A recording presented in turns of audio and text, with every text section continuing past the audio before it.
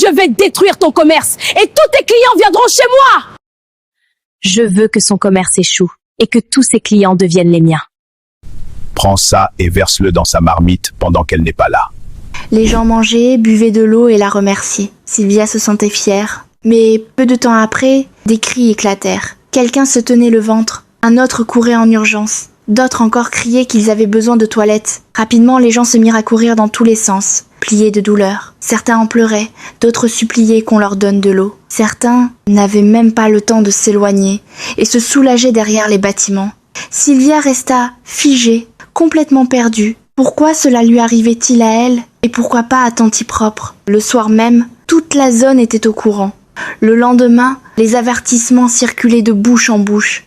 Il ne fallait surtout plus acheter de nourriture chez Sylvia. Son riz envoyait les gens passer la journée aux toilettes. À partir de ce jour-là, son stand redevint désert. Plus de clients, plus de salutations, plus de ventes. Pendant ce temps, le commerce de Tantipropre continuait de prospérer.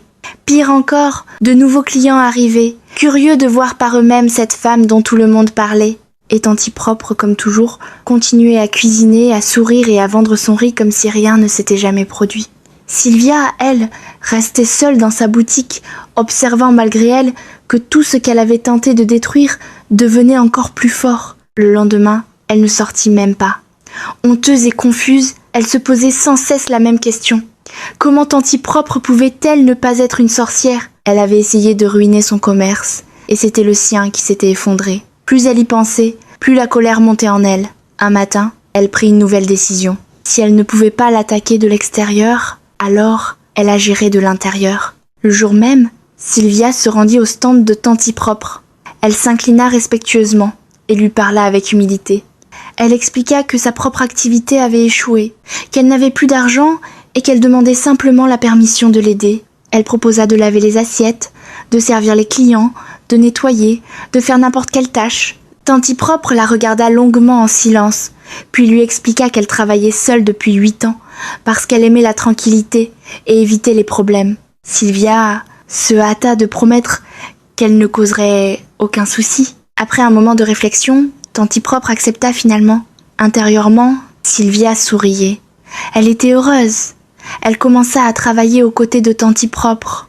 Elle lavait les assiettes, servait les clients, nettoyait la boutique. Mais pendant qu'elle accomplissait toutes ces tâches, Sylvia observait. Elle regardait attentivement la manière dont Tantipropre cuisinait, ce qu'elle ajoutait dans les marmites, chacun de ses gestes, sans jamais détourner les yeux.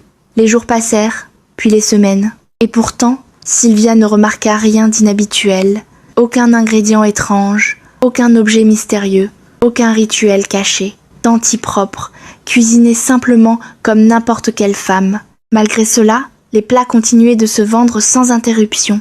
De plus en plus troublée, Sylvia décida de tenter une autre approche. Elle se mit à circuler dans le quartier, racontant des histoires aux gens. Elle les mettait en garde contre la nourriture de Tantipropre, affirmant qu'elle n'était pas ordinaire, que c'était pour cela que ceux qui y goûtaient revenaient sans cesse. Certaines personnes la crurent, d'autres l'ignorèrent. Quelques-unes posèrent des questions.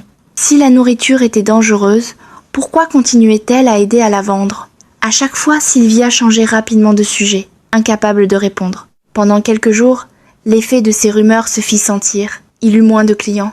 Mais contre toute attente, quelque chose d'étrange se produisit. Le nombre de clients tripla. La boutique était bondée. Certains restaient debout, d'autres aidaient même Sylvia à laver les assiettes pour être servies plus rapidement. Tantipropre dut augmenter la quantité de nourriture qu'elle préparait. Sylvia resta figée. Au lieu de s'effondrer, le commerce grandit encore davantage. Cette nuit-là, troublée et déterminée, Sylvia alla consulter un guérisseur traditionnel.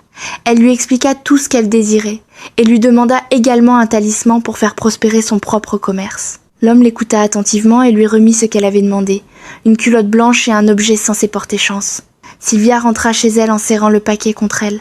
Elle n'arrivait même plus à attendre le lever du jour. Très tôt le lendemain matin, Tantipropre cuisinait comme d'habitude. Sylvia s'approcha d'elle et lui dit calmement qu'un client la demandait à l'extérieur. Tantipropre essuya ses mains et sortit.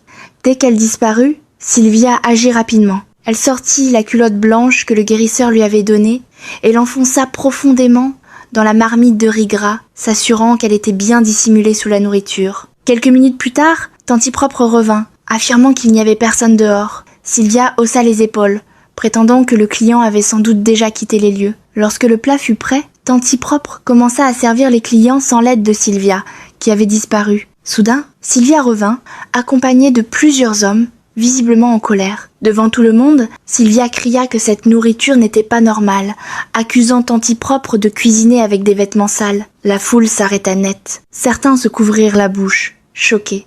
Tanti Propre, elle aussi, resta sans voix, regardant Sylvia avec incrédulité. Pour prouver ses paroles, Sylvia exigea qu'on vérifie la marmite.